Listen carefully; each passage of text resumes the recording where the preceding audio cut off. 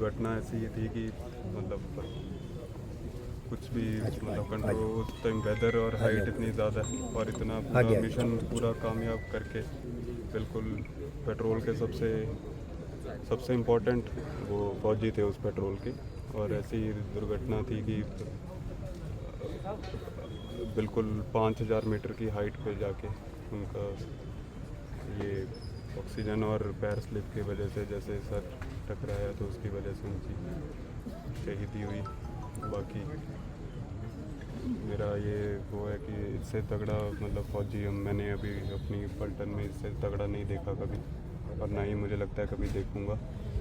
और आगे आने वाली वीडियो के लिए भी एक बहुत गर्व की बात है कि हवलदार पवन सिंधु हमारी पलटन के 13 राज रिपुताना राइफल्स के एक होनहार फौजी थे। लगभग कितने सैनिक थे सर जब पेट्रोलिंग हो रही थी? उसमें 12 सैनिक थे, टोटल 12 सैनिक थे, जिसमें 2 अफसर साहब थे, एक जेसीओ साहब थे और हवलदार पवन सिंधु एक जो थे हवलदार, वो सारे जवानों के सबसे सीनियर वो थे। कितने साल हो गए जी ट्रेनिंग को पूर्ण? 21 साल पवन जी को। परिवार में कौन कौन है? परिवार में वाइफ हैं, 2 बेटे हैं और जैसा कि 3 भाई हैं। 3 भाई भी हैं आगे। बाकी मम्मी पापा पवन के? पापा एक्सपायर हो गए। पापा एक्सपायर हो गए, मम्मी है। मम्मी जिंदा है। सबसे बड़े भाई हैं बीच के पवन सिंधु। आगे आ जाओ। बता दे बता दे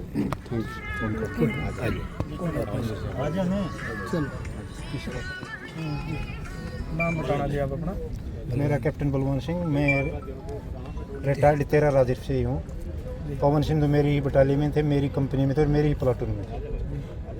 तो 21 साल हो गए जी? 21 साल सर्विस होगी पवन सिंधु। लास्ट बार जब घर आए थे सबसे मिलके गए थे? सबसे मिल के गए थे। जब भी घर आते थे वो एक से नहीं मिलते थे, पूरे गांव से मिल के जाते। बड़े मिलनसार आदमी थे। और व्यवहार कैसा था? बहुत ही बढ़िया व्यवहार था। अभी 2 बच्चे हैं? अभी पवन के 2 बच्चे हैं।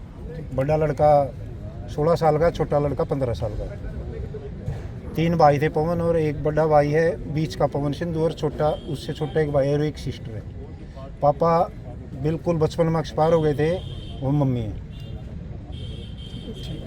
और इतने होनहार थे कि मान लो इसको कहने की जरूरत नहीं पड़ती थी, पहले वॉलंटियर रहते थे।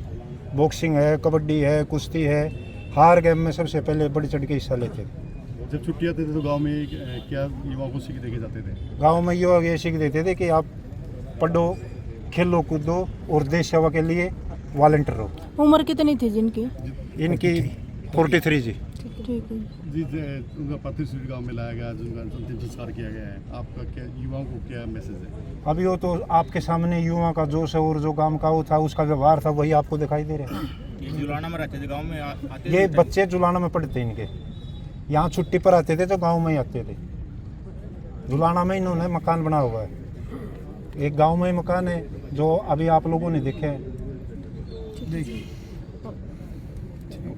ठीक है जी।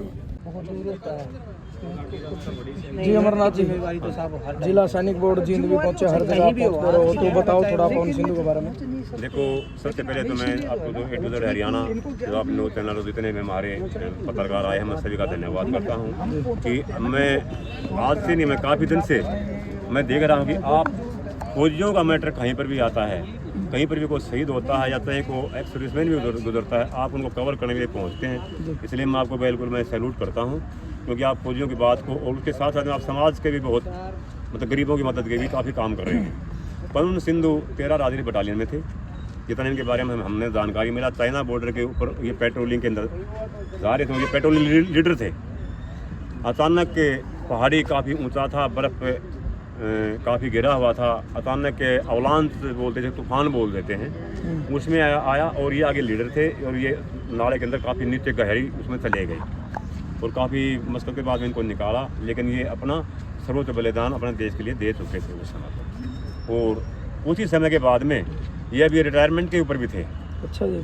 हाँ, अभी तकरीबन थोड़ा समय इनका बाकी था, उनका समय पूरा हो चुका था, लेकिन पेंशन आने वाले थे, फिर भी अपने देश के ऊपर इनके अंदर एक जज्बा था कि ये अपने जो कर्तव्य है, जो फ़र्ज़ है, उसको पूरा करने के लिए लास्ट तक भी उन्होंने मना नहीं किया। फिर भी अपने टीम के साथ में उनके लीडर के तौर पर आगे गए और जो देश के लिए जो टास्क दिया था अपनी सेना ने, टास्क भी पूरा किया और उस दुख की घड़ी में यानी कि वो अपने आप को सुरक्षित डाल गए और अपने देश के ऊपर बलिदान हो। परिवार में कौन कौन है जी?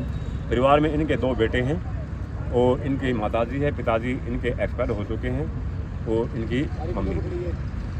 तो जिला सैनिक बोर्ड की तरफ से और क्या मदद रहेगी परिवार के लिए? जिला सैनिक बोर्ड के लिए जो एक्चुअल में जो एक शहीद को जो इंटाइटलमेंट मिलता है, क्योंकि वो पहाड़ी इलाका काफ़ी दुर्गम इलाका था, पूरा बेनिफिट इसके परिवार को मिलेगा। जिला सैनिक बोर्ड की टीम यहाँ पर भी आई हुई है, उसके साथ में 42 आर्मर्ड जिसकी रिस्पॉन्सिबिलिटी है अपने हिसार डिस्ट्रिक्ट की, वो भी टीम यहाँ पर पहुँची हुई है और उसकी बटालियन की तरफ से भी अपन कंपनी कमांडर साहब और एसएम साहब, सुबेदार मेजर साहब भी आए हुए हैं।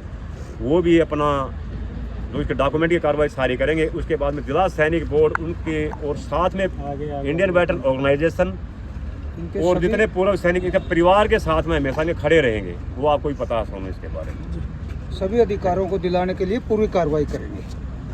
धन्यवाद। Thank you.